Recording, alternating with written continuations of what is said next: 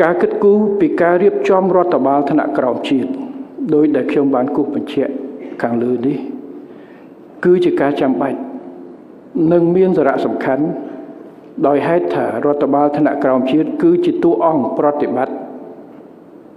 ក៏ដ៏សំខាន់ដែលនៅគៀកចិត្តប្រជាពលរដ្ឋ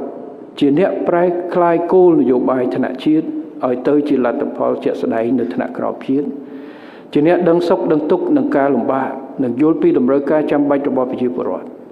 ហើយក៏ជាអ្នកដែលធ្វើអន្តរាគមន៍ដោះស្រាយបញ្ហាជូនប្រជាពលរដ្ឋឆាប់រហ័សចំគោលដៅនិងប្រសិទ្ធភាពម្យ៉ាងវិញទៀតរដ្ឋបាលថ្នាក់ក្រោមជាតិទី1មានក្រុមប្រឹក្សាដែលកើតចេញពីការបោះឆ្នោតដោយប្រជាពលរដ្ឋ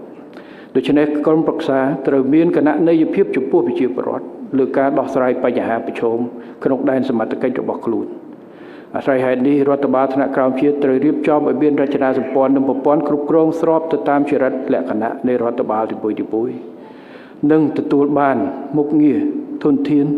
សមត្ថភាពព្រមទាំងសិទ្ធិអំណាចនៅក្នុងកម្រិតសមស្របនិងបម្រើសេវាជូនប្រជាពលរដ្ឋនៅក្នុងដែនសមត្ថកិច្ចរបស់ខ្លួននៅក្នុងន័យនេះខ្ញុំសូមឲ្យកោជអបបន្តដឹកនាំសម្របសម្រួលរៀបចំការសិក្សាលើជំរឿសសម្រាប់ការកែសម្រួលរចនាសម្ព័ន្ធប្រព័ន្ធអភិបាលកិច្ចនិងមុខងាររបស់រដ្ឋបាលថ្នាក់ក្រោមជាតិដែលបានគូសបញ្ជាក់ពីខាងដើម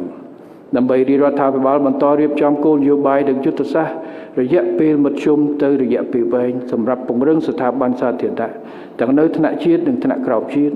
ឲ្យកាន់តែមានភាពធន់ខ្លាំងរឹងមាំវៃឆ្លាតនិងស្អាតស្អំនៅក្នុងការបម្រើសេវាជូនប្រជាពលរដ្ឋ